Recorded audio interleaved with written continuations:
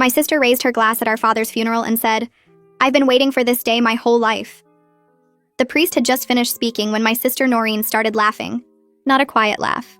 Not a nervous laugh that sometimes happens at funerals when grief does strange things to people. This was a real laugh. A happy laugh. The kind of laugh you hear at birthday parties and weddings. She was standing next to our father's casket in a red dress because she said black was too sad, and she didn't feel sad. I had asked her that morning to please wear something appropriate. She told me I wasn't the boss of her. Our father had died 3 days earlier from a stroke. He was 74 years old and had been healthy until the moment he wasn't. I found him on the kitchen floor of his house when I came to check on him like I did every Sunday. Noreen hadn't visited him in 2 years. She lived 40 minutes away and said the drive was too long. She said Dad was boring anyway. She said old people depressed her. But here she was at his funeral, laughing next to his body like she had just heard the funniest joke of her life. Our Aunt Francine, who was Dad's sister, asked Noreen what was so funny. Noreen wiped tears from her eyes and said she was just so relieved. She said she had been waiting for this day her whole life. She said now she could finally get what she deserved. Aunt Francine looked at me with horror on her face. I shook my head because I didn't have an explanation. Noreen had always been difficult, but this was something else entirely. After the service, we went to the lawyer's office for the reading of the will. Our father had been a careful man who planned everything in advance. He had told me years ago that his will was updated and clear, and there would be no confusion when the time came. I believed him because Dad was not a man who left loose ends. The lawyer, whose name was Mr. Feldman, opened the folder and started reading. He explained that our father's estate consisted of his house, which was paid off and worth around $300,000, his savings, which totaled about $80,000, his car, which was old but functional, and a storage unit that contained furniture and personal items. Noreen was leaning forward in her chair with her eyes bright like a child waiting to open presents on Christmas morning. Mr. Feldman continued reading. Our father had left everything to me. The house, the savings, the car, the storage unit, everything. Noreen's name was mentioned once. She was to receive our grandmother's china set, which was in the storage unit. That was it. A set of dishes. Noreen didn't move. She sat there frozen while Mr. Feldman finished reading and asked if we had any questions. Then she exploded. She stood up so fast her chair fell over. She said this was wrong. She said there had to be a mistake. She said our father would never cut her out like this. She said I must have manipulated him. She said I must have poisoned him against her. She demanded to see proof that this was the real will. Mr. Feldman calmly showed her the document with our father's signature, witnessed and notarized 2 years ago. At the same time, Noreen stopped visiting. At the same time, she told our father that she didn't have time for him anymore. At the same time, she said his house smelled like old people, and she couldn't stand being there. Our father had changed his will after that conversation. Mr. Feldman said there was also a letter. He said our father had written something to explain his decision. He handed me an envelope with my name on it. I opened it and read it out loud because Noreen was screaming that she had a right to know what it said. The letter was short. It said that our father loved both his daughters, but love and inheritance were different things. It said I had been there for him every week for the past 15 years. It said I had driven him to doctor's appointments, helped him with his bills, and sat with him when he was lonely. It said Noreen had told him 2 years ago that she was just waiting for him to die so she could have his money. She had said it to his face during an argument about why she never visited. She probably didn't remember saying it. But he remembered. He wrote that he was giving his estate to the daughter who wanted him, and not the daughter who wanted his money. Noreen grabbed the letter from my hands and read it again like the words would change if she stared at them hard enough. Then she tore it up. Mr. Feldman pressed a button on his desk phone and asked his assistant to call building security. Noreen was still holding the torn pieces of Dad's letter in her hands. She looked at them like she couldn't believe what she had just done. Then she looked at me and her face changed from shocked to angry. She started screaming that I was a manipulator. She said I had isolated Dad from his real family. She said I had spent 15 years poisoning him against her. She called me a conniving snake who pretended to care about an old man just to steal his money. I sat frozen in my chair. My hands were shaking. I wanted to defend myself, but no words would come out. Mr. Feldman stood up and walked around his desk. He positioned himself between Noreen and me.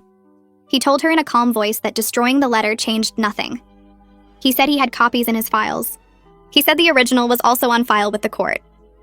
Noreen threw the torn pieces at him. They scattered across his desk and onto the floor. She said she didn't care about copies. She said the will was fake. She said I had forged Dad's signature. She said Dad would never do this to her. A security guard appeared in the doorway. He was a large man in a dark uniform. Mr. Feldman asked him to escort Noreen from the building. The guard stepped forward. Noreen backed away from him. She said she wasn't leaving until she got answers. She said she had a right to be there. Mr. Feldman explained that she had received the information from the will reading, and now she needed to leave. He said if she refused, he would call the police. Noreen looked at me again. Her eyes were red and wet. For a second, I thought she might cry. But instead, she screamed that I hadn't heard the last of this. She said she was getting a lawyer. She said she would prove Dad wasn't in his right mind when he changed the will. She said everyone would know what I had done. Tony had been sitting quietly in the corner during all of this. He stood up and touched Noreen's arm. He said they should go. Noreen jerked away from him. She told him not to touch her. She told him he was supposed to be on her side. Tony looked embarrassed. His face was red. He glanced at me and mouthed the words, "I'm sorry." Then he followed Noreen toward the door. She stopped in the doorway and pointed at me. She said this wasn't over. She said I would pay for what I had done. Then she was gone. The security guard waited a moment to make sure she was really leaving. Then he nodded at Mr. Feldman and left too. The office was suddenly very quiet. Mr. Feldman sat back down at his desk. He picked up the torn pieces of the letter and put them in a folder. He asked if I was okay. I nodded, but I wasn't sure if that was true. My chest felt tight. My hands were still shaking. Mr. Feldman said will contests were common in cases like this.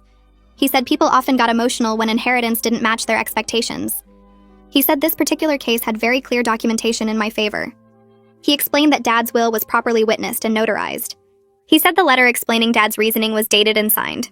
He said there was a clear timeline showing that Dad changed his will 2 years ago, when he was obviously healthy and competent. Mr. Feldman told me that Noreen would have a hard time proving undue influence or lack of capacity. He said I should expect her to hire a lawyer and file a formal contest. He said I would need legal representation too. He gave me the names of 3 attorneys who handled estate disputes. I took the paper he handed me, but I couldn't focus on the words. Everything felt unreal. 3 hours ago, I had been at my father's funeral. Now I was sitting in a lawyer's office being accused of manipulating and stealing from him. Mr. Feldman walked me to the elevator. He said to call him if I had any questions. He said not to worry too much because the case was strongly in my favor. The elevator doors closed and I was alone. I drove to my apartment without really paying attention to the road. I kept seeing Noreen's face when Mr. Feldman read the will. I kept hearing her voice calling me a snake. I parked in my usual spot and sat in the car for 10 minutes. I didn't want to go inside. I didn't want to be alone with my thoughts. I pulled out my phone and called Fiona. She was my best friend since college. She answered on the second ring. I asked if she could come over. She heard something in my voice because she didn't ask questions. She just said she would be there in 20 minutes with wine and food. I went inside and sat on my couch. I stared at the wall. I thought about Dad lying in his casket in his good suit. I thought about how I would never see him again. And I thought about how Noreen had laughed at his funeral. The knock on my door came exactly 20 minutes later. Fiona had Chinese takeout and 2 bottles of wine. She took one look at my face and pulled me into a hug. I started crying. I couldn't stop. She led me to the couch and sat next to me. She didn't say anything. She just held my hand while I cried. When I finally calmed down enough to talk, I told her everything. I told her about the will reading. I told her about Dad's letter. I told her about Noreen tearing it up and screaming at me. I told her about the accusations and the threats. Fiona listened without interrupting. When I finished, she poured wine into 2 glasses. She handed me one and said Noreen was out of her mind. She said I had spent every Sunday with Dad for 15 years. She said I had driven him to doctor appointments and helped him pay his bills. She said I had sat with him when he was lonely. She said Noreen couldn't be bothered to drive 40 minutes to visit. She said of course Dad left me the estate. She said I earned it by being a good daughter. I drank my wine and felt a little bit better. Fiona opened the containers of food. We ate sitting on my couch. She told me funny stories about her kids to distract me. It worked for a little while. That night I couldn't sleep. I lay in bed staring at the ceiling. I kept thinking about Noreen's face when she heard the will. She had looked genuinely shocked, like she really believed Dad would leave her half of everything, like she thought her absence for 2 years wouldn't matter. Part of me felt good that Dad had recognized my care and loyalty. He had seen that I showed up week after week. He had valued that. He had made sure I would be taken care of. But another part of me felt sick. Money and possessions were destroying what was left of our family. We had just buried our father. We should have been grieving together. We should have been supporting each other. Instead, we were fighting over his house and his savings. Instead, Noreen was accusing me of manipulation and theft. I thought about when we were kids. Noreen and I used to be close. We shared a room until she was 12. We played together in the backyard. We told each other secrets. I couldn't remember when things changed between us. There was no single moment, just a slow growing apart. Different friends, different interests, different values. By the time we were adults, we barely spoke except at family gatherings. And even those became less frequent after she got married. I rolled over and looked at my clock. It was 3 a.m. I had to work tomorrow. I closed my eyes and tried to think about something else. Anything else. But Noreen's voice kept echoing in my head. You're a conniving snake. You isolated him. You poisoned him against me. I finally fell asleep around 4:30. My phone woke me at 7:15. I had 3 missed calls from numbers I didn't recognize. I had 7 text messages from relatives I barely talked to. Cousins I saw once a year at Christmas. An uncle who lived in another state. All of them wanted to know what happened at the will reading. All of them had heard from Noreen that something was wrong. I deleted the messages without responding. I got in the shower and stood under the hot water until it started to run cold. I got dressed for work, but I couldn't focus on anything. My phone rang again. This time it was Aunt Francine. I answered. She said Noreen had shown up at her house the night before. She said Noreen had been crying and upset. She said Noreen was claiming I had brainwashed Dad against her. Aunt Francine asked me what really happened. I explained everything. I told her about Dad's letter. I told her what it said about Noreen's words 2 years ago. I told her about Noreen saying she was just waiting for Dad to die so she could have his money. Aunt Francine went quiet on the other end of the line. Then she said she remembered that argument. She said she had been at Dad's house that day. She said she heard Noreen say those exact words. She said Dad had been so hurt.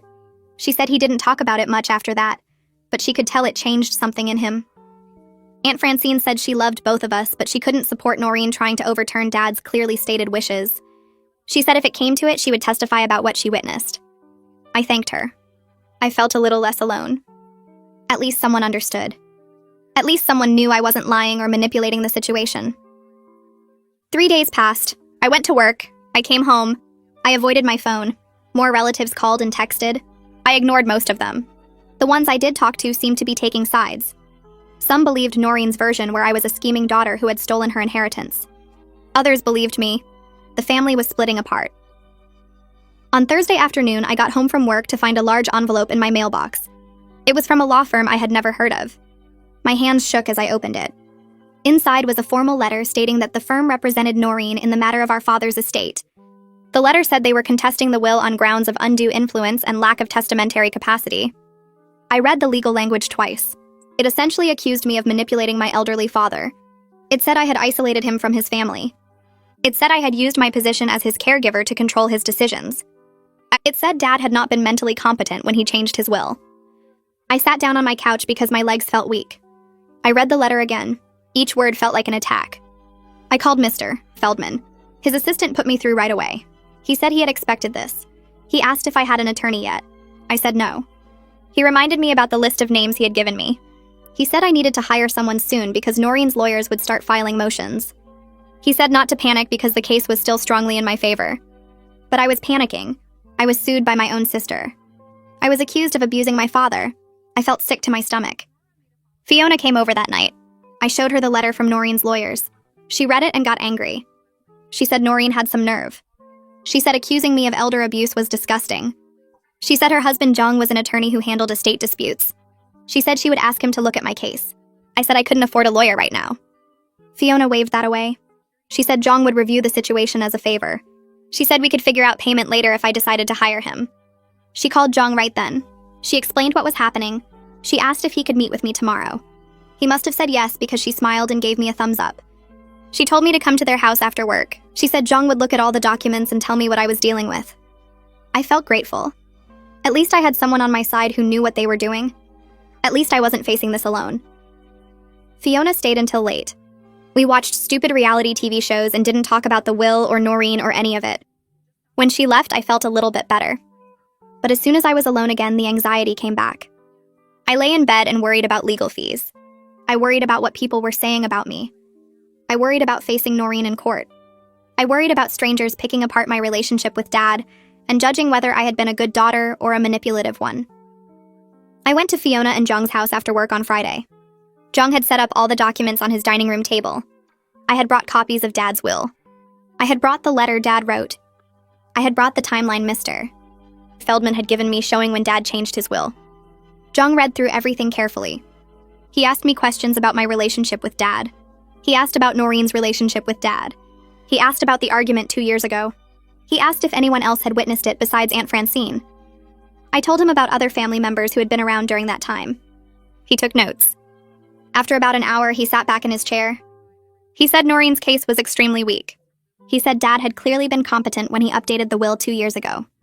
He said there was no evidence of mental decline or confusion. He said the letter Dad wrote explained his reasoning in his own words.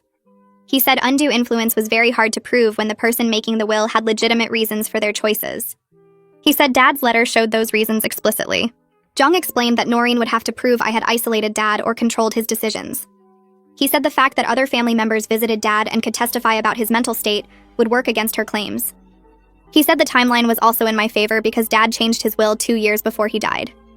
He said that showed planning and deliberation. He said courts didn't like to overturn clear wills unless there was strong evidence of problems. I asked what would happen next.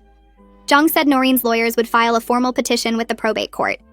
He said there would be discovery where both sides requested documents and information. He said there might be depositions. He said eventually there would be a hearing where a judge would decide if the will should stand. He said the whole process could take months. He asked if I wanted him to represent me. I said yes. I asked about his fees. He said he would give me a family discount because of Fiona. He said we could work out a payment plan. I felt relieved. At least now I had someone who knew what they were doing on my side. I had to go to Dad's house on Saturday to start sorting through his belongings. I had been putting it off. I didn't want to face his empty house. But Mr. Feldman said the estate needed to be inventoried.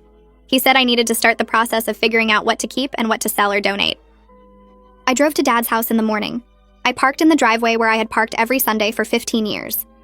I sat in my car for a few minutes. I looked at the house. It was a small ranch style with blue siding. Dad had lived there for 30 years. He had raised Noreen and me in that house. I got out of the car and walked to the front door. I used my key. The house smelled like Dad, like his coffee and his aftershave and the wood polish he used on the furniture. Everything was exactly how he had left it. His reading glasses on the side table, his newspaper folded on the couch, his coffee mug in the sink from the morning of his stroke. I walked through the rooms slowly. The living room where we used to watch TV together.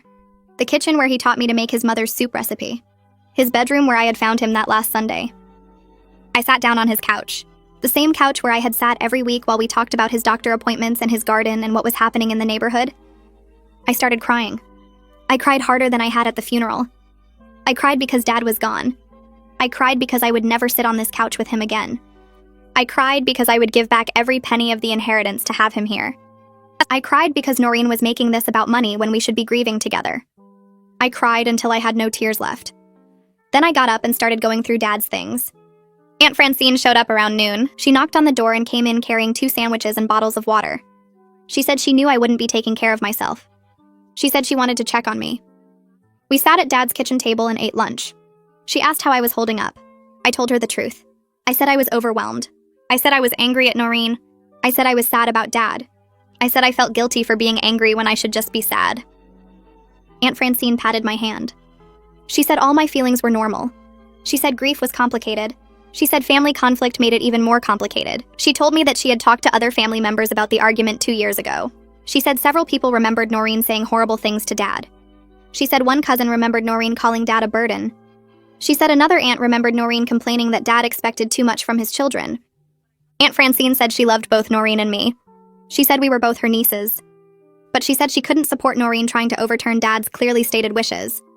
She said if it came to testifying, she would tell the truth about what she witnessed. She said other family members felt the same way. I felt better knowing I had support. Aunt Francine helped me start sorting through Dad's closet. We packed his clothes in boxes to donate. We found old photos in his dresser drawers. We found cards and letters I had sent him over the years. He had kept all of them. Aunt Francine left around 3. She hugged me and told me to call if I needed anything. I kept working until it got dark. Then I locked up the house and drove home. On Sunday morning, I got a thick package from Noreen's lawyers. Inside were discovery requests. They wanted 15 years of my financial records. They wanted my phone logs.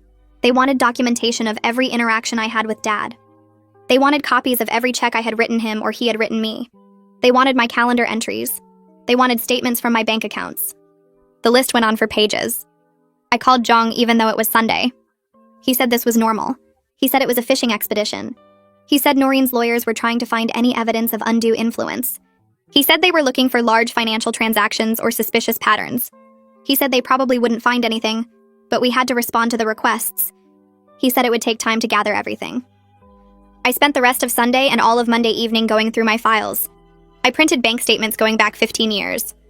I found old calendars where I had marked my Sunday visits to Dad.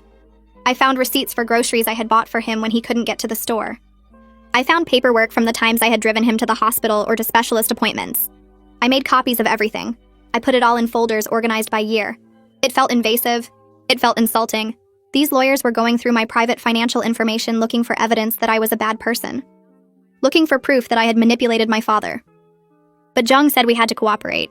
He said the discovery process went both ways. He said we would be requesting information from Noreen too. He said we would ask for evidence of her visits to Dad. He said we would ask for phone records showing how often she called him. He said we would ask for any financial support she provided. He said when we showed the contrast between my involvement and her absence, it would strengthen our case. I finished organizing the documents late Monday night. I had stacks of paper showing 15 years of being a good daughter, 15 years of showing up, 15 years of caring. I hoped it would be enough. 2 weeks passed in a blur of paperwork and sleepless nights.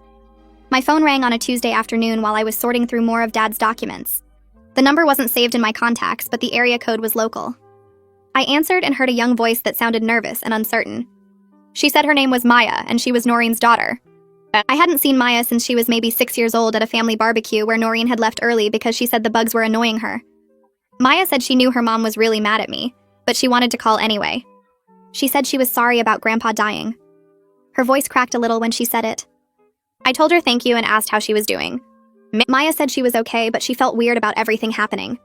She said she wished she had known Grandpa better. She said her mom always told her he was boring and there was no point visiting him because old people just sat around and didn't do anything interesting. I felt a sharp pain in my chest hearing that. I told Maya that Grandpa wasn't boring at all. I told her he loved gardening and he could identify every bird that came to his feeder. And I told her he made the best pancakes and he knew every constellation in the sky. Maya was quiet for a moment and then she said she didn't know any of that. We talked for another 20 minutes about Dad and what he was like. Maya asked questions about his hobbies and his favorite foods and what made him laugh. I answered everything honestly and tried not to cry while I talked about him. Before we hung up, Maya said she was glad she called and asked if it would be okay to talk again sometime. I said yes, of course, and gave her my number to save. After the call ended, I sat there staring at my phone and thinking about how Noreen had stolen those 15 years, not just from Dad, but from her own daughter too. The next day, I met with Jong at his office to go over the discovery responses that Noreen's lawyer had finally sent. Jong's office was in a tall building downtown with big windows that looked out over the city. He had papers spread across his desk and his reading glasses perched on his nose. He gestured for me to sit down, and then he started going through the documents.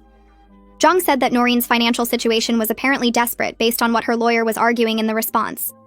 He showed me bank statements that her lawyer had included as evidence of financial hardship. Noreen and Tony were behind on their mortgage by 3 months. They had credit card debt totaling over $40,000. Their car was about to be repossessed. Jong pointed to a section where Noreen's lawyer argued that she was clearly counting on inheritance money to solve these problems, and that my father must have known about her financial situation. I asked if that helped her case or hurt it. Jong leaned back in his chair and said it actually helped our case significantly. He explained that it showed her motivation for contesting the will wasn't about Dad's wishes or any real belief that he wasn't competent. Her motivation was purely about her own financial needs. Jong said judges don't like it when people try to overturn clear wills just because they're in debt. He said it made her look opportunistic rather than genuinely concerned about Dad's mental state when he changed the will. I felt a strange mix of relief and sadness looking at those numbers. Relief that our legal position was stronger, but sadness that Noreen's life had gotten so out of control that she was this desperate. Fiona called me on Thursday and said I needed to take a break from all the estate stress. She said I looked terrible the last time she saw me and I needed to get out of my apartment. I tried to tell her I had too much to do, but she wouldn't take no for an answer. She picked me up and drove us to our favorite coffee shop on the east side of town. It was a small place with mismatched furniture and local art on the walls. We ordered our usual drinks and found a table near the window. Fiona was telling me about some drama at her work when I saw Tony walk in. He was Noreen's husband, and I hadn't seen him since the funeral. Tony looked uncomfortable when he spotted me. He hesitated near the door like he was thinking about leaving. Then he walked over to our table. He said he didn't want to interrupt, but he wanted to say something if that was okay. Fiona looked at me and I nodded. Tony pulled out a chair and sat down. He said he wanted to apologize for how Noreen had been acting. He said he knew the funeral was awful, and the legal fight was making everything worse. Tony looked tired and older than I remembered. He explained that they were in real financial trouble, and Noreen had convinced herself that Dad would leave them enough money to get out of debt. He said she had been counting on that inheritance for the past 2 years. He said when she found out Dad left everything to me, she completely fell apart. Tony said he understood why Dad made the choice he did. He said he had tried to get Noreen to visit Dad more often, but she always had an excuse. He said he knew that didn't excuse her behavior at the funeral or the legal fight, but he wanted me to know that she was desperate and scared rather than just mean. I didn't know what to say to that. Tony finished his coffee quickly and said he needed to go. He squeezed my hand before he left and said he was sorry for everything. That conversation with Tony stayed with me for days.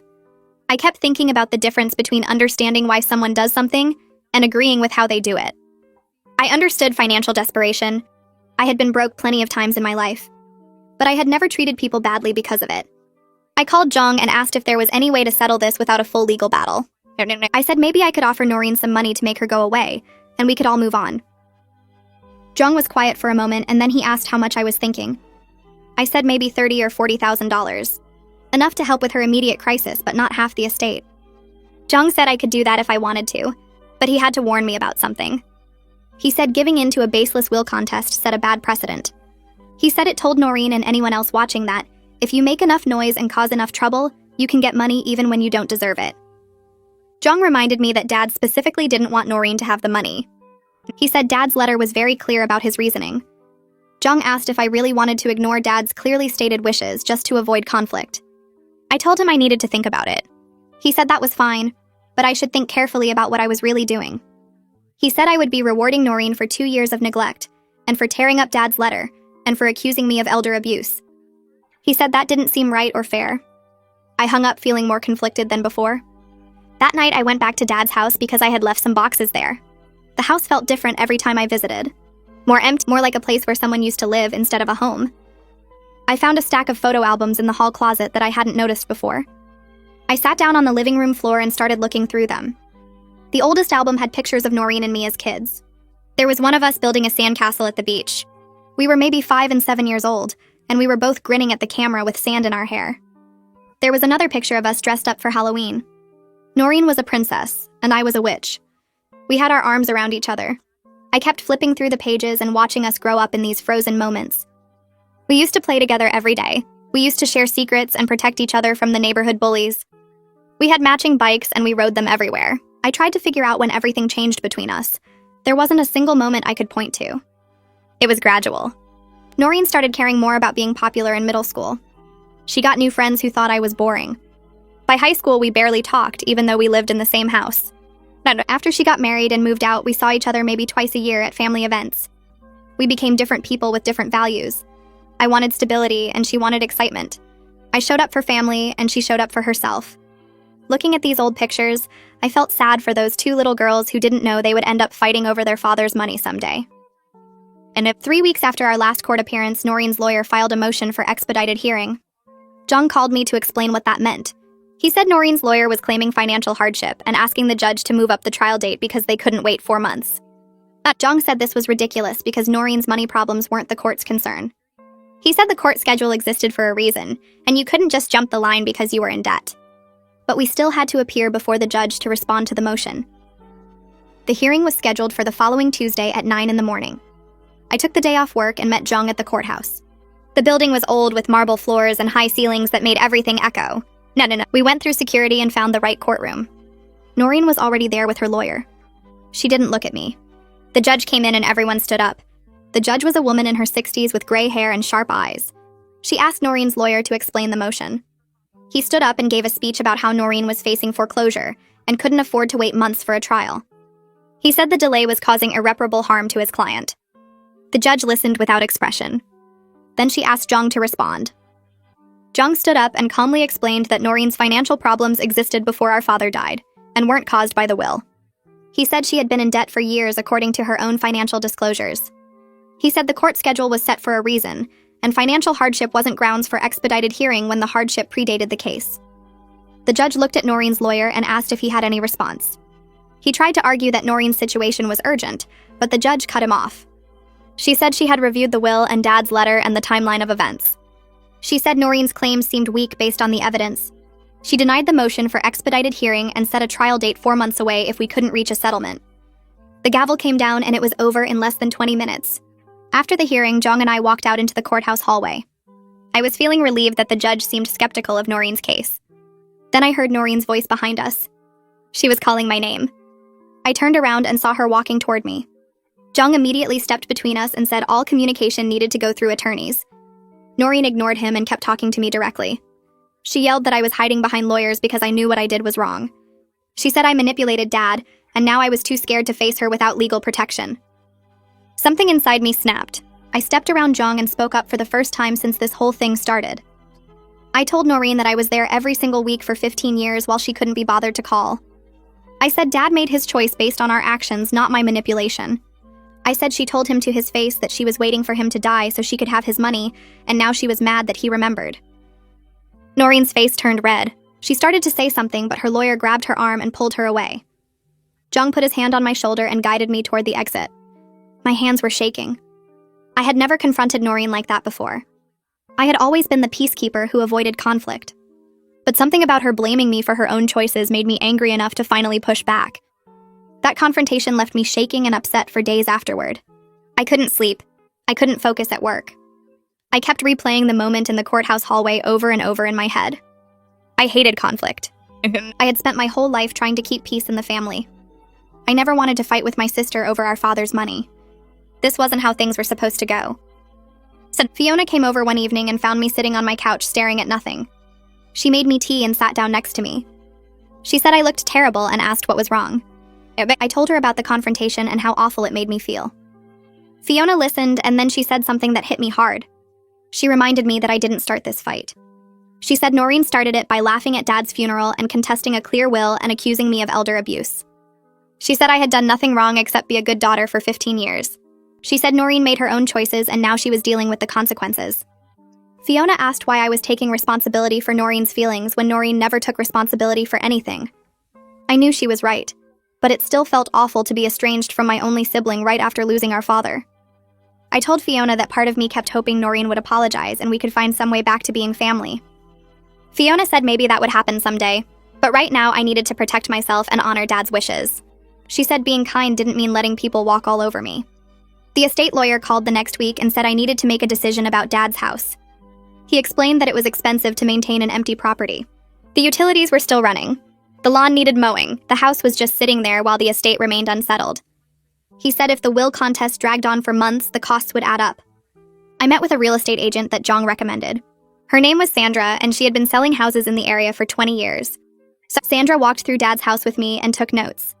She said the market was good right now, and the house should sell quickly for close to the appraised value of $300,000. She said buyers loved the neighborhood and the schools were excellent. But the thought of selling Dad's house to strangers made me feel like I was erasing the last physical connection to him. I told Sandra I needed time to think about it. She said that was fine, but the longer I waited, the more carrying costs would eat into the estate value. After she left, I sat in Dad's living room and looked around at all his things. His favorite chair where he used to read the newspaper, the bookshelf he built himself, the photos on the mantle. How could I let strangers live here and change everything and make it not his anymore? I knew that wasn't rational. Dad was gone and the house was just a building. But it didn't feel that way sitting there surrounded by his life. My phone rang on Saturday morning and I saw Maya's name on the screen. I answered and she asked if she could come see Grandpa's house before anything happened to it. She said she had some memories from when she was little and she wanted to see it one more time. I agreed immediately and gave her the address even though she probably still remembered it. Maya showed up an hour later with her hair in a ponytail and wearing jeans and a sweatshirt. She looked so much like Noreen at that age that it hurt to look at her. We walked through the house together and Maya moved slowly through each room. She stopped in the kitchen and said she remembered helping Grandpa bake cookies here. She said he let her crack the eggs and she always made a mess, but he never got mad. She pointed to a spot on the counter where she had spilled flour everywhere. In the living room, she said she remembered sitting on his lap while he read her stories. She said he did funny voices for all the characters. We went out to the backyard and Maya walked straight to the garden. She knelt down next to the tomato plants that were still growing. She said Grandpa taught her how to plant seeds and water them. She said they grew sunflowers one summer that were taller than her. Maya looked up at me with tears in her eyes and said she wished she had visited more. She said her mom always made excuses about why they couldn't come, but Maya should have insisted. I sat down on the grass next to her and said she was just a kid, and it wasn't her responsibility. I said Grandpa understood that. Maya wiped her eyes and said she felt like she missed out on knowing him. I told her she could ask me anything she wanted to know, and I would tell her stories about him. We sat in the garden for another hour while I shared memories and Maya listened. It was bittersweet watching her try to connect with the grandfather she barely knew.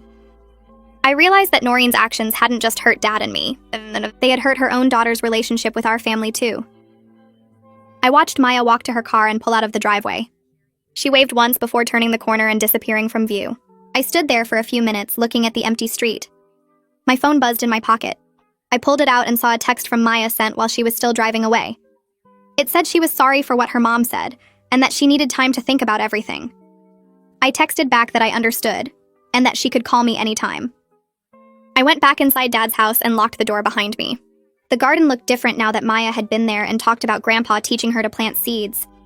I could picture him kneeling in the dirt with a little girl helping him water tomatoes. Those were the moments Noreen had missed by staying away. Those were the memories Maya barely had because her mom decided Dad was boring and not worth visiting. I sat down at the kitchen table where Dad used to read the newspaper every morning. The house felt emptier knowing that Maya was upset and confused because her mom had lied to her.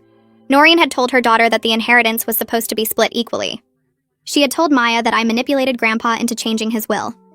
None of that was true, but Maya had believed it because why wouldn't she trust her own mother? 3 weeks passed without any contact from Noreen. The will contest was still active and Jong kept me updated on the legal filings. Her lawyer sent discovery requests and motions, but nothing moved forward quickly. I went to work and came home and tried not to think about the mess my family had become. Then on a Thursday evening, my phone buzzed with a text from Noreen. The message was different from her usual angry accusations. She said we needed to talk in person without lawyers because we were family, and this had gone too far. She said she missed her sister and wanted to find a way to fix things. I stared at the message for a long time. Part of me wanted to ignore it or tell her to go through her attorney like Jong had instructed, but another part of me remembered when we were kids and actually liked each other. I texted back asking where she wanted to meet. She suggested a coffee shop halfway between our houses. Neutral ground. I called Jong to tell him about the meeting and he said it was a bad idea. He warned me that anything I said to Noreen could be used against me in the will contest. He reminded me that she was actively trying to take away my inheritance through legal action. I told him I understood the risks, but I wanted to try talking to her anyway. Maybe we could resolve this without dragging it through court for months. Jong sighed and said if I insisted on meeting her, I should not make any promises or commitments without talking to him first. I agreed. The coffee shop was busy when I arrived on Saturday morning. I ordered a latte and sat at a table near the window. Noreen walked in 10 minutes later wearing jeans and a sweater. She looked tired. She ordered her coffee and sat down across from me. Neither of us spoke for a minute. She stirred sugar into her cup and avoided looking at me. Finally, she said she was sorry for how she acted at the funeral. She admitted she was in shock when she heard the will and she handled it badly. I waited for her to continue. Noreen explained that she and Tony were facing foreclosure on their house. She said they had fallen behind on payments and the bank was threatening to take their home. She needed money desperately to save the house where Maya lived and went to the school. Noreen said she understood now that Dad left me the estate for good reasons. She said she wasn't asking for half anymore. She just needed enough to get out of immediate crisis. Maybe $50,000 to catch up on the mortgage and pay off some credit cards. She looked at me with red eyes and said she knew she had no right to ask, but Maya was going to lose her home if something didn't change soon. I listened to everything she said and felt sympathy despite all the anger and hurt between us. I didn't want Maya to lose her house. I didn't want my niece to suffer because her parents made bad financial decisions. But then Noreen said something that changed how I felt about the whole conversation. She admitted she knew Dad was hurt when she stopped visiting 2 years ago. She said she could tell he was sad and lonely, but she thought he would leave her money anyway because that's what parents do. They take care of their kids no matter what. She still didn't seem to understand that inheritance wasn't automatic. She still didn't get that her words and actions had real consequences. Dad had heard her say she was waiting for him to die, so she could have his money. He remembered that conversation even if she didn't. And he made his will choice based on how his daughters actually treated him, not on some idea of what parents owe their children. I told Noreen I needed time to think about her request. I said I wanted to talk to my attorney before making any decisions about giving her money. She got frustrated immediately. Her face tightened and she put down her coffee cup hard enough that it made a loud noise against the table. She said this was exactly the problem. I had become cold and legalistic when we used to be sisters who helped each other. She said the old me would have just given her the money without lawyers and legal advice. I felt my own anger rising. I pointed out that she didn't help Dad when he needed her. I reminded her that she hadn't reached out to me at all until she wanted money from the estate. Maybe our sisterhood had been one-sided for a long time, and I was just now seeing it clearly. Noreen stood up and grabbed her purse. She said she tried to do this the nice way, but if I wanted to be difficult, she would let her lawyer handle it. She walked out of the coffee shop without looking back. I sat there staring at my half-finished latte and feeling sick to my stomach. The meeting with Noreen left me exhausted and confused. I drove home and called Aunt Francine because I needed to talk to someone who knew Dad well and could give me perspective. She invited me over for dinner that night. I showed up at her house with a bottle of wine and she made pasta. We sat in her kitchen and I told her everything that happened at the coffee shop. Aunt Francine listened without interrupting. When I finished, she was quiet for a minute.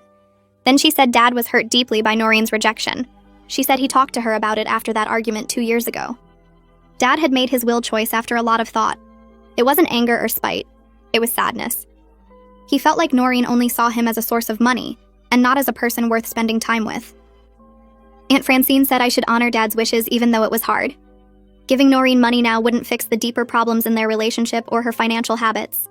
It would just reward her for treating Dad badly, and then demanding money when he died. I asked Aunt Francine if that made me a bad person. She shook her head and said it made me someone who respected what Dad wanted and why he wanted it. On Monday morning, Jung called to tell me that Noreen's lawyer had sent a formal settlement offer. They were requesting $50,000 to drop the will contest.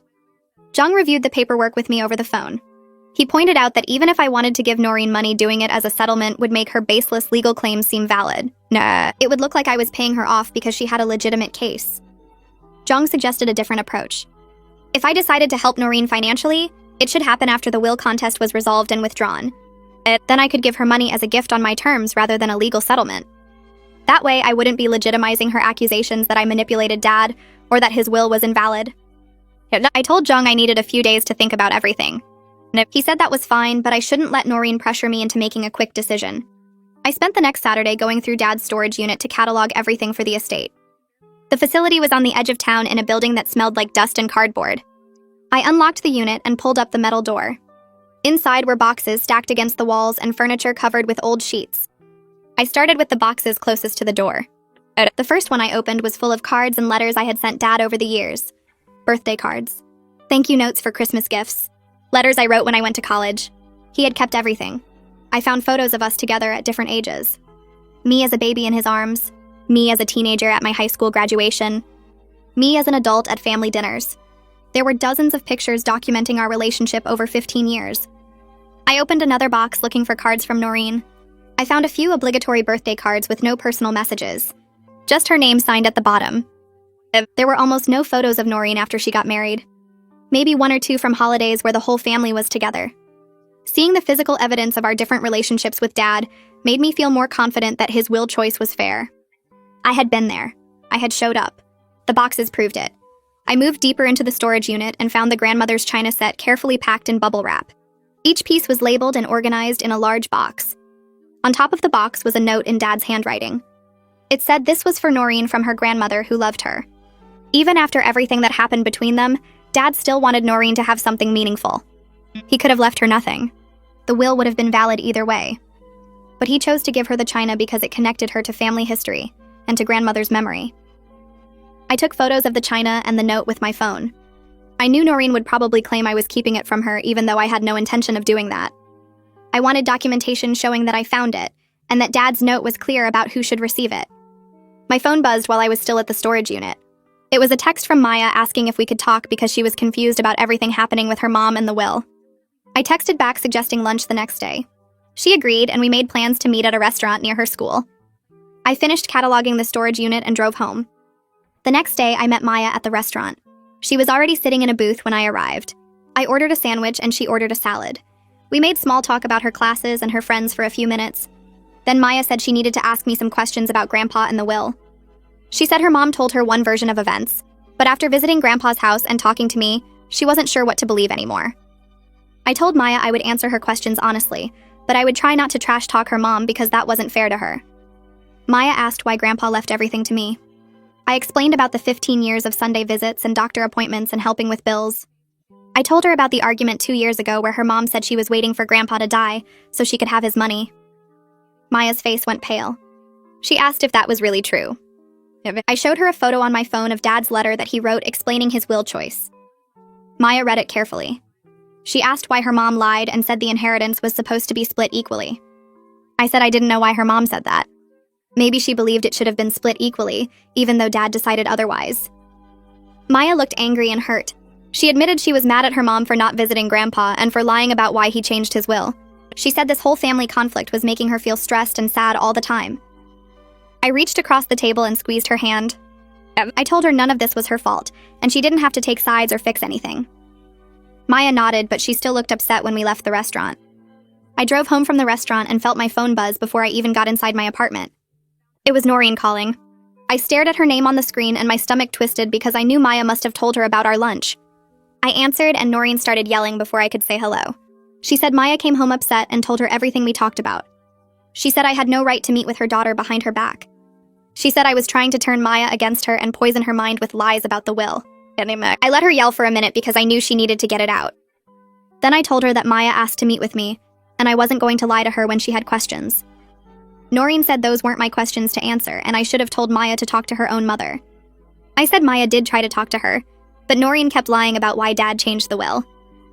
Noreen went quiet for a second and then said I was twisting everything around. She said Maya was confused and didn't understand adult situations. I told her Maya was 16 years old and smart enough to understand that actions have consequences. I said Grandpa made his own choices based on how we each treated him, and Maya deserved to know the truth about that. Noreen said I was enjoying this and getting some sick satisfaction from making her look bad to her own child. I said I wasn't enjoying any of this, and I wished we could all just grieve Dad without fighting over money. Noreen hung up on me without saying goodbye. The stress from the legal fight started catching up to me over the next few weeks. I wasn't sleeping well because every time I closed my eyes, I thought about the next court filing or the next angry phone call from Noreen. I would lie awake at 3 a.m. going over everything in my head and wondering if there was something I could have done differently. My boss noticed I was distracted at work and making small mistakes I normally wouldn't make. I told her I was dealing with family stuff and she was understanding, but I could tell she was worried about my performance. I lost weight because I wasn't eating properly, and I had constant headaches from the stress. Fiona came over one night with takeout and found me sitting on my couch staring at nothing. She sat down next to me and said I needed to talk to someone professional because this was too much to handle alone. I told her I was fine and I just needed to get through the legal process. Fiona said I wasn't fine and she could see this was destroying me from the inside. She said there was no shame in getting help, and actually it was the smart thing to do. I resisted because I felt like I should be strong enough to handle this on my own. I had dealt with Dad's care for 15 years and managed everything without falling apart, so why couldn't I handle this? But Fiona pointed out that caring for Dad was something I chose and wanted to do, while this legal battle was something being forced on me by Noreen's anger and greed. She said those were two completely different situations, and I needed to stop judging myself so harshly. She gave me the name of a therapist her sister had used and told me to at least make one appointment. I finally agreed because I was tired of feeling anxious and sad all the time.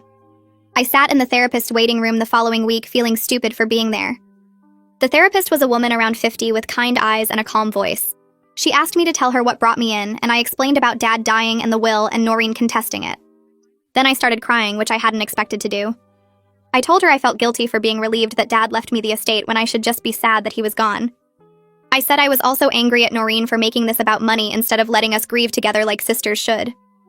The therapist listened without interrupting, and then she said both those feelings were completely valid. She said I could honor Dad's wishes and still have compassion for Noreen's situation at the same time. She explained that the inheritance wasn't really about money, but about Dad feeling seen and valued for who he was as a person. He wanted to leave his estate to the daughter who showed up and cared about him, not because he was trying to punish Noreen, but because he was rewarding genuine love and care. That made me cry harder because it was exactly right. Dad didn't change his will out of anger or spite. He changed it because my actions over 15 years showed him he mattered to me, while Noreen's absence showed him she only cared about his money. The therapist said I didn't have to feel bad about accepting what Dad wanted to give me. She said the guilt I felt was normal, but it wasn't serving me or honoring Dad's memory. We talked for the full hour, and by the end I felt lighter than I had in weeks. I made another appointment for the following week. 2 months after the funeral, I got a call from Jung with surprising news. He said Noreen's lawyer had withdrawn from her case. I asked why, and Jung explained that he heard through legal channels that she couldn't pay the retainer fee for going to trial. Estate litigation was expensive, and Noreen apparently didn't have the money to keep fighting. Jung said she was trying to find another attorney, but most estate lawyers wouldn't take a weak will contest case on contingency because the chances of winning were too low. I sat down on my couch and felt a weird mix of relief and sadness. Relief because the legal pressure was finally easing and I wouldn't have to keep preparing for court. But also sadness because Noreen's financial problems were so bad that she couldn't even afford to continue the fight she started. It made me realize how desperate she really was, and how much she had been counting on Dad's money to fix everything. Jung asked if I wanted him to reach out about settling now that she didn't have legal representation. I said no because I wanted to see what Noreen would do next. If she was ready to accept the will, then she needed to be the one to make that move. Jung agreed and said he would wait to hear from her or her new attorney if she found one. 3 days later, I got an email from Noreen sent at 2 in the morning. The subject line just said we need to talk. I opened it and found a long message that was part apology and part explanation for everything that happened over the years. Noreen wrote that she was jealous of my close relationship with Dad and always felt like the disappointing daughter who could never measure up to me. She said I was the responsible one and the good one, and she was the screw-up who made bad choices. She wrote that being around Dad reminded her of all her failures and made her feel worse about herself. So she stayed away because it was easier than facing those feelings. Then she convinced herself that Dad didn't really care if she visited or not, and that made it okay to stop coming around. She said she knew that was wrong now, and she should have tried harder to maintain a relationship with him. Noreen admitted she said terrible things to Dad during that argument 2 years ago about waiting for him to die. She said she was angry and stressed about money, and she took it out on him in the worst possible way.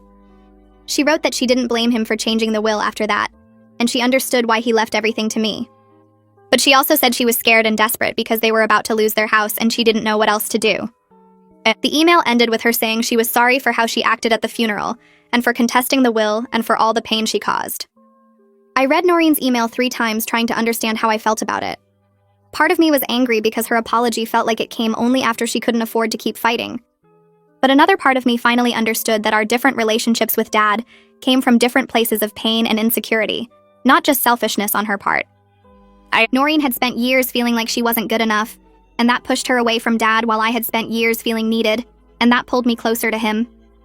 Neither of us had it completely right or completely wrong. I spent 2 days thinking about how to respond. Then I wrote back acknowledging her feelings, but also explaining how much her absence hurt Dad. I told her about the times he would ask if she was coming to visit, and then try to hide his disappointment when I said she was busy. I wrote about how hard it was to watch him hope for a relationship with her that she didn't seem to want. I said I understood she had her own struggles, but Dad had feelings too, and he deserved better than being ignored for 2 years. I ended the email by saying I was willing to talk about moving forward, but she needed to officially withdraw the will contest first. I told her that had to happen before we could have any real conversation about rebuilding our relationship. I hit send before I could second-guess myself. Noreen took 2 weeks to respond, and I started to think she wouldn't reply at all. Then I got a short email from her saying she agreed to withdraw the contest and accept Dad's will as written. She didn't apologize for the legal fight or explain why it took her so long to respond. She just said she was done fighting and wanted to move on. It wasn't the warm reconciliation email I might have hoped for, but it was a step toward resolution. I forwarded the email to Jung, and he said he would file the paperwork to officially close the case. He called me later that day to confirm everything was submitted to the court. For the first time since the funeral, I felt like I could breathe without waiting for the next legal bomb to drop. The constant anxiety that had been sitting in my chest for months started to ease. I went for a walk that evening and actually enjoyed it instead of spending the whole time worrying about what Noreen would do next. Fiona texted asking how I was doing, and I told her the will contest was over. She sent back about 20 celebration emojis and said we needed to go out for dinner to mark the occasion. With the legal fight resolved, I had to make a real decision about the inheritance. I spent a week thinking about what felt right to me while still honoring what Dad wanted. He left me everything because I was there for him, and because Noreen told him she was just waiting for him to die. Those were his reasons, and they were valid. But I also knew that helping Noreen didn't mean Dad's choice was wrong. I decided to keep the house and most of the savings like Dad intended. But I would give Noreen $20,000 as a gift, not as a settlement. It was enough money to help with her immediate crisis, and maybe keep them from losing their house. But it wasn't enough to completely solve all their financial problems, which she and Tony needed to address themselves. I talked to Jung about the legal way to do this, and he helped me draft a letter making it clear this was my choice and not an obligation. The letter said I was giving her this money because I wanted to help my sister, not because I thought Dad's will was wrong or unfair. Jung said the letter was important to protect me legally in case Noreen ever tried to claim the gift meant something else. I signed everything and arranged for the money to be transferred to her account. I texted Noreen asking if we could meet in person because I had something to tell her. And she agreed, and we met at a coffee shop halfway between our houses. She looked nervous when she walked in and sat down across from me. I ordered us both coffee, and then I explained my decision about the $20,000. I was very clear that this was my choice to help her, and not an admission that Dad's will was wrong. I said Dad made his decision based on our actions over many years, and I respected that completely. But I also didn't want to see her lose her house or watch Maya suffer because of adult problems. Noreen started crying right there in the coffee shop. She said thank you over and over and reached across the table to grab my hand. For the first time in months, she seemed genuinely humble instead of entitled or angry. She admitted she needed to make major changes in how she and Tony handled money. She said they were already meeting with a financial counselor and working on a real budget. Then Noreen asked if we could try to rebuild some kind of sister relationship, even if it was different from what we had when we were kids. She said she knew she had a lot to prove and she understood if I didn't trust her right away. I felt myself getting emotional too, because despite everything I still remembered the sister I grew up with before life pulled us in different directions. I told Noreen honestly that I was willing to try, but I needed her to respect boundaries and understand that trust had to be rebuilt slowly over time. And I said I couldn't just forget the past few months and pretend everything was fine. She nodded and said she understood completely. We talked for a while about what rebuilding our relationship might look like. I suggested we start with lunch once a month with no expectations beyond showing up and being civil to each other. No drama and no fighting and no bringing up the will or the money unless it was absolutely necessary. Noreen agreed and said that sounded fair and manageable. We picked a date for our first lunch the following month. When we left the coffee shop, I felt cautiously hopeful that we might eventually find a way to be family again. It wasn't a fairy tale reconciliation where everything was instantly perfect. But it was realistic and honest, which felt more valuable than pretending the hurt hadn't happened. I drove home thinking about Dad and hoping he would be okay with the choice I made. I believed he would understand because he raised me to be kind, even when it was hard. I called Aunt Francine the next day to tell her about my decision. She listened while I explained the $20,000 gift and why I thought it was the right thing to do. When I finished talking, she was quiet for a moment. Then she said Dad would be proud of me. She said I found a way to honor what he wanted while still showing kindness to my sister. She said that's exactly who Dad raised me to be. Someone who could be strong about boundaries, but also have compassion when it mattered. Aunt Francine offered to help if Noreen and I needed someone neutral to talk to during our rebuilding process. She said she loved both of us and wanted our family to heal even if it took time. I thanked her and told her I might take her up on that offer, because having someone who understood both sides could make things easier. We talked for a while longer about Dad and about memories from when Noreen and I were kids. Before we hung up, Aunt Francine reminded me that healing doesn't happen overnight, but it does happen if people are willing to try. 2 weeks later, I drove to Dad's house with boxes and cleaning supplies to start sorting through his belongings. The house had been sitting empty since his death, and walking in felt strange. Everything was exactly where he left it. His reading glasses on the coffee table, his jacket hanging by the door, the calendar still showing the month he died. I stood in the living room for a few minutes just looking around and remembering all the Sundays I spent here. Then I heard a car pull up outside. I looked out the window and saw Noreen getting out with Maya and Tony. She had texted me the night before asking if she could come help, and I said yes. Now here they were walking up to the front door carrying boxes of their own. I opened the door before they could knock. Noreen looked nervous, like she wasn't sure if I really wanted her there. I stepped aside and let them in. Maya gave me a small smile and Tony nodded hello. We stood there awkwardly for a moment before I suggested we start in the kitchen since that would be easiest. We spent the next few hours going through Dad's cabinets and drawers. Noreen found his collection of coffee mugs from different places he visited, and we laughed, remembering how he never threw any of them away, even when they got chipped. Maya discovered a drawer full of rubber bands and twist ties that Dad saved because he grew up during harder times when you didn't waste anything. Tony helped me carry boxes of dishes down from the high shelves. At one point, Noreen and I were both reaching for the same box and our hands touched. We looked at each other and for just a second, it felt like we were sisters again, instead of people on opposite sides of a legal fight. The moment passed quickly, but it happened. We found photos stuck to the refrigerator with magnets. Most of them were of me and Dad at various places over the years. There was one old photo of all four of us when Mom was still alive and Noreen and I were little girls.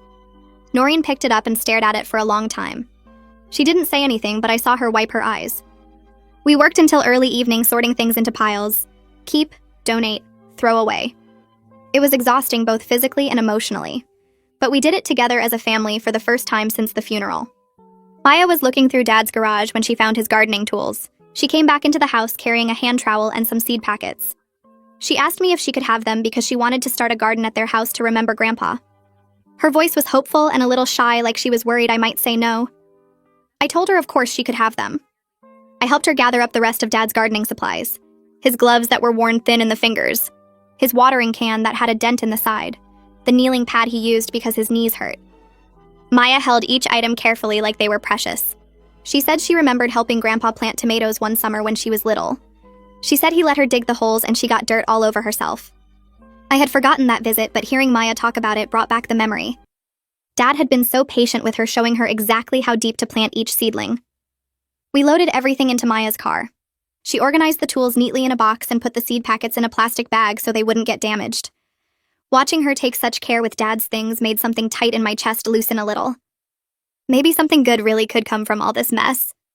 At least Maya would have real memories of her grandfather. At least she would have a connection to him that her mother had chosen to miss out on. When Maya drove away, she waved at me through the window with a real smile on her face. I waved back, thinking about Dad, and hoping he somehow knew that his granddaughter was going to grow tomatoes with his tools. We finished cleaning out the house late that afternoon. The donation pile was huge, and the trash pile was even bigger. I had saved several boxes of personal items for myself. Photos and papers and small things that reminded me of Dad. The last thing left was the grandmother's china set from the storage unit. I had brought it to the house earlier in the week. The china was packed in a wooden crate with each piece wrapped in newspaper. I asked Noreen to sit down at the kitchen table. Then I carried the crate over and set it in front of her. She looked confused at first. Then she realized what it was. I told her this was hers from the will, and I was giving it to her exactly like Dad wanted. Noreen started unwrapping the pieces one by one. Each plate and cup and saucer came out of the newspaper carefully. Her hands were shaking a little. When she got to the bottom of the crate, she found an envelope. Inside was a note from Dad written in his careful handwriting. The note said the china had belonged to our grandmother, who loved Noreen very much. It said grandmother always hoped Noreen would use the china for special family dinners someday. Noreen read the note twice, and then she started crying for real. Not angry crying or frustrated crying, but sad crying. She said she thought I might keep the china just to hurt her. She said she wouldn't have blamed me if I had. I told her I would never do that. Dad's wishes were clear about the china, and it had nothing to do with our conflict. The china was Noreen's, and it always had been.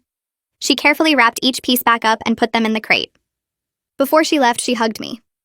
It was quick and awkward, but it was the first time we had hugged since before Dad died. I listed Dad's house for sale the following week.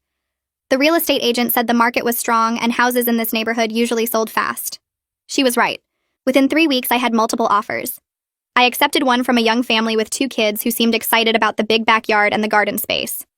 The closing process took about a month. I had to sign so many papers that my hand cramped. Sitting in the title company office signing away Dad's house felt surreal. This was the place where I had spent every Sunday for 15 years. This was where I found him on the kitchen floor. This was where we had Thanksgiving dinners and birthday celebrations. Now it belonged to strangers. The realtor walked me out after everything was done. She mentioned that the new family specifically said they wanted to keep Dad's rose bushes because they were so beautiful and well-maintained. That small detail made me feel better somehow. Dad had loved those rose bushes and spent hours taking care of them. Knowing they would stay and keep blooming made it easier to let go of the house. I sat in my car in the parking lot for a while before driving away. I thought about Dad and about all the memories in that house. Then I started the engine and headed home because there was nothing left to do there. With the house sold and most of the estate settled, I finally had time to go through the boxes of Dad's personal items I had kept. I spent a whole Saturday sitting on my living room floor surrounded by papers and photos. I found old tax returns and insurance policies. I found birthday cards I had given him over the years. I found a folder of newspaper clippings about local events he thought were interesting. Then I found a small leather journal tucked in the bottom of one box. I opened it and saw Dad's handwriting filling the pages. He had been keeping a journal during the last few years of his life. I started reading and couldn't stop. He wrote about his weekly visits with me. He wrote about how much those Sundays meant to him. He wrote about feeling lonely sometimes, but also feeling loved because I showed up every week without fail. He wrote about teaching me to make his mother's soup recipe and how proud he was that I wanted to learn. He wrote about going to doctor's appointments and how grateful he was that I always came with him. Reading his words about feeling cared for made me cry. But it also made me feel good in a way I hadn't expected. The time I spent with Dad mattered. Not because of the inheritance, not because of any reward, but because it made him feel loved during the last years of his life. That was worth more than any amount of money. Our next lunch happened at the same restaurant we went to the first time. Noreen was already there when I walked in. She had ordered water for both of us and was playing with her napkin when I sat down. We ordered food and made small talk about Maya's soccer team and the weather. Then Noreen put down her menu and looked at me. She said she wanted to talk about something that had been bothering her. She said she needed to tell me about that argument with Dad 2 years ago, the one that made him change his will. I told her she didn't have to talk about it if she didn't want to. She shook her head and said she needed to say it out loud because she had never apologized to Dad, and now she couldn't. Noreen explained that she and Tony were already having money problems back then. They were behind on bills and fighting about money constantly. She had gone to see Dad hoping he might offer to help without her having to ask. But Dad started talking about his own bills and his doctor appointments and how lonely he was. Noreen said she just snapped. She told him she didn't have time to listen to him complain when she had real problems. She said old people had nothing to worry about because they were retired and just waiting around anyway. She told Dad that she was tired of pretending to care about his boring life when she was struggling to keep her own family afloat. Then she said the thing that Dad put in his letter. She said she was just waiting for him to die so she could get her inheritance and fix her life. Noreen was crying now. She said Dad's face went completely blank when she said that. He told her to leave and she did. She never went back. She never called to apologize. She convinced herself that Dad would get over it, and that family meant he would forgive her eventually. But he didn't get over it. He changed his will instead. I didn't know what to say at first. Part of me was angry hearing her describe how cruel she had been to Dad. But another part of me understood that she was in pain back then, and took it out on the wrong person. I told her that what she said was horrible and unfair. I told her Dad didn't deserve to be treated like a burden when all he wanted was to spend time with his daughter. Noreen nodded and wiped her eyes. She said she knew that now. She said she thought about it every day and wished she could take it back. I told her that Dad loved her anyway. That's why he still left her the china set. He could have left her nothing, but he didn't. He wanted her to have something from our grandmother, who she was named after. I said Dad was hurt, but he wasn't hateful. Noreen asked how I could be so calm about it. She said if someone had treated me that way, I would never forgive them. I told her that forgiveness wasn't about forgetting what happened or saying it was okay. It was about deciding not to let anger run your life. I said she needed to forgive herself even if it took time. She couldn't apologize to Dad anymore, but she could learn from what happened and be better going forward. Noreen reached across the table and squeezed my hand. She thanked me for listening and for not hating her. I told her I didn't hate her. I was disappointed and hurt by a lot of things she had done, but hate was too much energy to waste on family. I spent the next week thinking about what to do with Dad's savings. The money was sitting in my bank account earning basically nothing. I needed to make a plan that felt right. I met with a financial advisor who explained different investment options. She suggested putting most of it in index funds for long-term growth and keeping some in a high-interest savings account for emergencies. That made sense for the bulk of the money. But I also wanted to use some of it in ways that would honor Dad. I thought about what mattered to him and what he would want his money to do in the world. Dad used to volunteer at the senior center on Tuesday afternoons. He would help with their computer classes and play cards with the other volunteers. He loved that place and the people there. I called the senior center and asked about making a donation. The director was excited and told me they were trying to update their computer lab, but didn't have the budget. I donated $5,000 specifically for new computers and software. They said they would put a plaque on the wall acknowledging Dad's volunteer work and the donation made in his memory. That felt good. I also remembered that Dad never went to college, but he always said education was important. He used to read the newspaper every morning and watch documentaries about history and science. He valued learning even though he didn't have much formal education himself. I researched scholarship programs at the local community college and found out I could set up a small scholarship fund with $10,000. The fund would give one student each year a $1,000 scholarship to help with tuition and books. I named it after Dad and specified that it should go to older students who were going back to the school later in life. People like Dad who valued education, but maybe didn't get the chance when they were young. The community college sent me paperwork to fill out and said the first scholarship would be awarded next fall. I imagined Dad reading about the scholarship recipient in the local paper and feeling proud that his money was helping someone learn. The rest of the savings I invested like the advisor suggested. Some in stock index funds, some in bonds, some in a high-yield savings account that I could access if I needed it. It wasn't exciting, but it was smart. Dad had been careful with money his whole life, and I wanted to respect that by not blowing through what he left me. Using the inheritance to honor his values felt more meaningful than just spending it on myself. I could have bought a new car or taken a fancy vacation, but Dad wouldn't have done those things. He would have been practical and thoughtful. He would have helped others and planned for the future. That's what I was trying to do with his money. Maya called me on a Wednesday evening and asked if she could come over to talk. She said she had a school project and needed my help. I told her to come by after dinner. She showed up with a notebook and her phone ready to record. Maya explained that her history class was doing a project on family stories. Each student had to interview a relative about their family history and what they learned from older generations. She wanted to interview me about Grandpa. I made us tea and we sat at my kitchen table. Maya turned on her phone recorder and started asking questions. She asked what Grandpa was like when I was growing up. I told her he was quiet but kind. He wasn't the type to give big speeches or show a lot of emotion, but he showed love through actions. He made sure we had what we needed. He showed up to the school events even when he was tired from work. He taught me practical things like how to change a tire and balance a checkbook. Maya wrote notes while I talked. She asked what the most important thing was that I learned from him. I thought about it for a minute. I told her that Grandpa taught me that showing up matters. He taught me that being reliable and keeping your promises is how you show people you care. Anyone can say they love you, but love is also about being there when it's hard or boring or inconvenient. Maya asked if Grandpa ever talked about his own parents or his childhood. I told her what I remembered. Grandpa's parents had immigrated here when he was a baby. They worked hard and didn't have much money. Grandpa grew up poor, but he never complained about it. He said his parents did their best and that was enough. He carried that attitude into his own life. He didn't expect things to be easy or fair. He just did what needed to be done. Maya asked about Grandpa's relationship with her mom. I paused because I didn't want to trash talk Noreen, but I also wanted to be honest. I told Maya that Grandpa loved her mom very much, but sometimes people grow apart even when they love each other. I said Grandpa was sad that Noreen didn't visit, but he understood that people make their own choices. Maya looked down at her notebook. She said she wished she had known Grandpa better. She said her mom used to say he was boring and there was no point visiting him. But now Maya realized her mom was wrong. Grandpa wasn't boring. He just lived a quiet life and valued different things than her mom did. I told Maya that it wasn't too late to know him. I said I would share more stories with her over time. I had boxes of Dad's things, including photos and letters.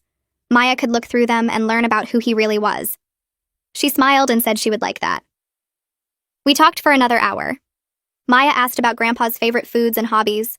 She asked what made him laugh and what made him angry. I told her everything I could remember. By the end of the interview, Maya had pages of notes and her phone was full of recorded stories. She hugged me before she left and thanked me for helping with her project. I told her she could call me anytime she wanted to talk about Grandpa or anything else. The next lunch with Noreen happened exactly 4 months after Dad's funeral. I realized that as I was driving to meet her. 4 months since I found him on the kitchen floor. 4 months since Noreen laughed at his funeral. 4 months since the will reading and everything that came after. We sat down and ordered our usual food. Noreen seemed nervous. She kept rearranging her silverware and checking her phone. Finally, she put her phone away and looked at me. She said she needed to say something and she had been practicing how to say it all week. I told her to just say it. Noreen took a deep breath. She said she was sorry for how she treated Dad. She was sorry for not visiting him and for saying cruel things to him. She was sorry for laughing at his funeral and for making his death about money instead of grief. She was sorry for attacking me when he died and for accusing me of manipulation. She said she was wrong to contest the will. She was wrong to claim I had poisoned Dad against her when the truth was she had pushed him away all by herself. Noreen said I was just being a good daughter. I showed up every week for 15 years while she couldn't be bothered to drive 40 minutes. Dad made his choice based on our actions, and his choice was fair. She said she finally understood that. The apology wasn't perfect. She stumbled over some of the words and she cried through parts of it. But it was genuine. I could tell she meant it. I sat there for a minute letting her words sink in. Part of me wanted to stay angry. Part of me wanted to list all the ways she had hurt me and Dad. But I was tired of being angry. Holding on to anger wasn't serving either of us. I told Noreen I accepted her apology. I said I knew she was going through a hard time and that people make mistakes when they're desperate. I said I forgave her for the things she said and did. Noreen started crying harder. She said she didn't deserve my forgiveness. I told her that forgiveness wasn't about deserving it. It was about deciding to move forward instead of staying stuck in the past. But I also told Noreen that our relationship going forward would be different from what it was before. I said I forgave her, but that didn't mean everything went back to normal. Trust had been broken, and it would take time to rebuild. I told her I wasn't going to be the one who always reached out or tried to fix things between us. If she wanted to be part of my life, she needed to show up consistently. No. Not just when she needed something or when it was convenient. Actually show up and put in effort. Noreen nodded and said she understood. She said she knew she had a lot to prove. She said trust is earned through actions over time and not just words. She promised she would keep showing up to our monthly lunches. She promised she would call me sometimes just to check in. She promised she would make an effort to be a real sister instead of someone who only appeared when there was a crisis or money involved. I told her I appreciated that and I hoped she meant it. I said I was willing to give her a chance, but I also needed her to respect my boundaries. If I needed space or if something she did bothered me, I would tell her. And I needed her to listen instead of getting defensive. Noreen agreed. She said she was working on being better at listening and not making everything about her own feelings. We finished our lunch and split the bill like we always did. When we left the restaurant, Noreen hugged me. It lasted longer than our usual hugs. She whispered thank you in my ear before letting go. 2 weeks later, Aunt Francine called and asked if I would come to dinner at her house. She said she was inviting Noreen too and wanted us both there. Nah. It would be the first time we were at a family gathering together since the funeral. I almost said no because I wasn't sure I was ready. But Aunt Francine said it was important to her. She said family needed to be together sometimes even when things were complicated. I agreed to come. The dinner was on a Saturday evening. I got there a little early and helped Aunt Francine set the table. Noreen arrived right on time with Tony and Maya. We all said hello and it was awkward at first. Nobody knew quite what to say or how to act. Aunt Francine broke the tension by putting us all to work. She had Tony carve the roast. She had Maya make the salad. She had Noreen and me work together to mash the potatoes. Working side by side in the kitchen with Noreen felt strange. We used to cook together all the time when we were younger. We had a rhythm where I would peel and she would chop. We fell back into that rhythm without talking about it. Once the food was ready, we all sat down at Aunt Francine's big dining table. She said grace and thanked God for family and for second chances. We passed the food around and started eating. The conversation was careful at first. We talked about safe topics like Maya's school and Tony's job and Aunt Francine's garden. But slowly, it got more natural. Noreen told a funny story about something that happened at her work. Maya talked about her history project and how much she learned about Grandpa from interviewing me. Tony mentioned that they had met with a financial counselor and were making progress on their debt. By the end of dinner, we were all talking and even laughing a little. It wasn't perfect. There were still moments of tension and silence, but it was mostly pleasant. I realized we were slowly building a new normal, a version of family where we could be in the same room without drama or anger, where we could share a meal and talk about regular things. Maya looked happy. I caught her smiling while she watched her mom and me talking. She had been caught in the middle of our conflict and it clearly bothered her. Seeing us get along even a little bit seemed to relieve her. After dinner, Noreen helped me wash dishes while everyone else had coffee in the living room. She thanked me for coming. She said she knew it was hard and she appreciated that I was trying. I told her I was trying because of Maya and Aunt Francine. They deserved to have family gatherings that weren't full of fighting and tension. Noreen said she was trying for the same reasons. We finished the dishes and joined everyone else. I left feeling cautiously hopeful. Maybe we really could find a way to be family again, even if it looked different from before. The following week, I met with Jung to make the final legal filings to close Dad's estate completely. Everything had been settled. The house was sold. The will contest was withdrawn. All the assets were distributed according to Dad's wishes. Jung prepared the final documents and I signed them at his office. He congratulated me on navigating a difficult situation with grace and strength. Jung said he had handled a lot of will contests over the years, and many of them destroyed families permanently. Siblings who stopped speaking, children who cut off their parents, relatives who spent years in bitter legal battles that cost more in lawyer fees than the estate was worth. He said it was rare to see people find a way to move forward like Noreen and I had. I told him it wasn't easy and it wasn't perfect. Our relationship would never be what it was before. But we found a way to be in each other's lives without constant conflict. Jung said that was all anyone could ask for. He said doing the right thing sometimes means standing firm on boundaries. I had honored Dad's wishes and protected the inheritance he meant for me. But I also showed compassion when I could, and left the door open for reconciliation. That took strength. I thanked Jung for all his help. I told him I couldn't have gotten through the legal battle without his guidance. He had helped me understand that I didn't have to give in to pressure just to keep the peace. Sometimes peace comes from standing your ground and letting other people adjust. We shook hands, and I left his office with the final estate documents in my bag. Dad's estate was officially closed. Everything was done. I walk past Dad's house sometimes even though someone else lives there now. The new family keeps the rose bushes trimmed and the lawn looks good. I don't stop or knock on the door, but I drive by when I'm in the neighborhood, and it makes me feel like Dad's still connected to this place somehow. The inheritance money sits in my bank account, and I've been careful with it just like Dad would want. I paid off my car and put most of the rest in investments that will grow slowly over time. I kept enough to feel secure and to know I can handle emergencies without panic. That security feels like Dad's arms around me even though he's gone. Sometimes I take out the photos I saved from his house and look at them when I'm having a hard day. There's one of him in his garden holding tomatoes he grew himself and smiling because he was proud of how big they got that year. I tell him about my life now, like he can hear me, and maybe he can, or maybe talking to his photo just helps me feel less alone. 6 months feels like forever, and also like yesterday. The sharp pain of losing him has faded into something softer that I carry with me instead of something that knocks me down. I can think about Dad without crying every time now, and I can remember the good parts without the grief swallowing everything else. Noreen and I have lunch next week, and I'm not dreading it, which feels like progress.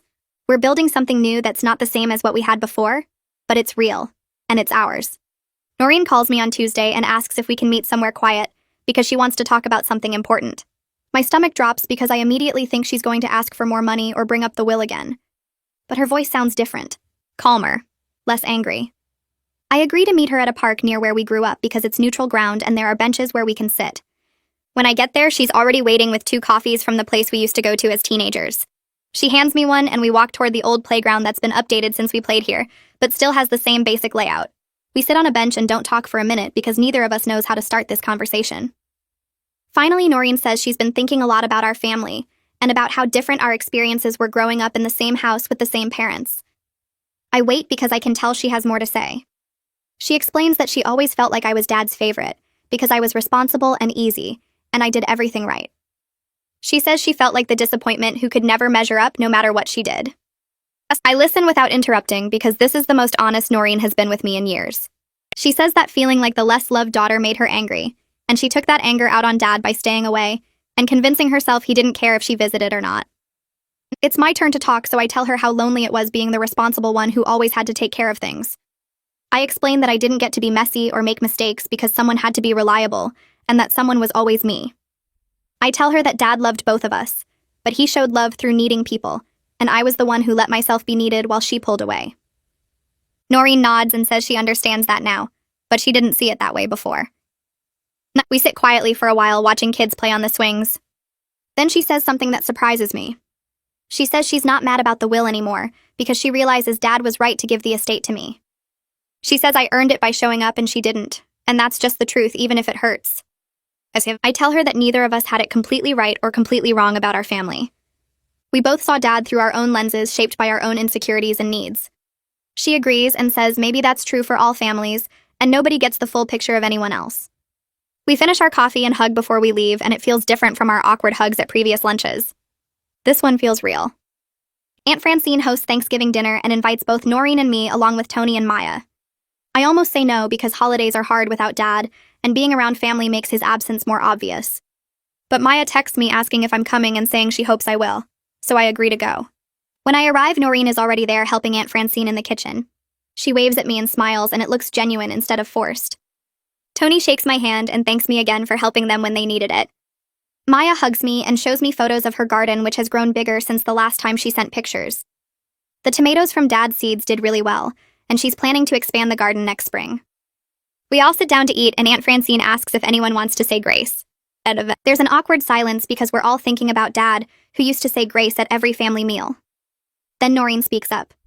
She says she'd like to propose a toast instead, if that's okay. Everyone picks up their glasses and waits. Noreen looks at me and her eyes are wet, but she's not crying. She says she wants to toast Dad and thank me publicly for being the daughter who was there for him when he needed someone. She says I gave him 15 years of Sundays and doctor's appointments and companionship, and that meant everything. She says she wishes she had been there too, but she wasn't, and she has to live with that. I feel tears running down my face because I didn't expect this. Noreen raises her glass higher and everyone else follows. I raise mine too, even though my hand is shaking. I add that Dad loved both of us in his own way, and we're honoring him by finding our way back to being family, even if it looks different from before. Tony says he'll drink to that, and we all clink glasses. Maya is smiling so big, and I realize how much our fighting must have hurt her. We eat dinner and the conversation flows naturally. We talk about Maya's school and Tony's new job and Aunt Francine's plans to travel next year. We tell stories about Dad that make us laugh instead of cry. Noreen mentions the time Dad tried to fix the sink himself and flooded the basement. I remember the time he got lost driving to my apartment even though he'd been there 100 times before. We're sharing memories and building something together instead of tearing each other apart over money and resentment. After dinner, Noreen helps me wash dishes, and we work side by side without talking much, but it's comfortable. When I leave that night, I feel lighter than I have in months. I keep Dad's photo on my desk at work where I can see it when I look up from my computer. It's the one of him in his garden holding those tomatoes and smiling. Sometimes I tell him about my day out loud when I'm alone in my office. I tell him about the project I finished or the difficult conversation I had with my boss or the funny thing that happened at lunch. I don't know if he can hear me, but it makes me feel connected to him anyway. The inheritance gave me financial security that I never had before. I can pay my bills without stress, and I have savings for emergencies, and I can make choices based on what I want instead of what I can afford. But the real gift wasn't the money. It was Dad's validation of the choice I made to show up for him week after week for 15 years. His will and his letter told me that my time and care mattered, that being there when someone needs you is worth more than being there when it's convenient. That love is a verb and not just a feeling. Our family isn't perfect or fully healed. Noreen and I will never be as close as we were when we were kids. Too much has happened and we're too different now. But we're moving forward with honesty and realistic expectations about what we can be to each other. We have lunch once a month and we show up for family gatherings and we're kind to each other. That's enough. I did right by Dad, and I also showed compassion to Noreen when I could. I stood firm on boundaries when I needed to, and I extended grace when it was possible. I'm at peace with how everything unfolded because I know I made choices I can live with. Some nights I still miss Dad so much it hurts, but mostly I feel grateful for the time we had and the lessons he taught me about love and loyalty and doing what's right even when it's hard.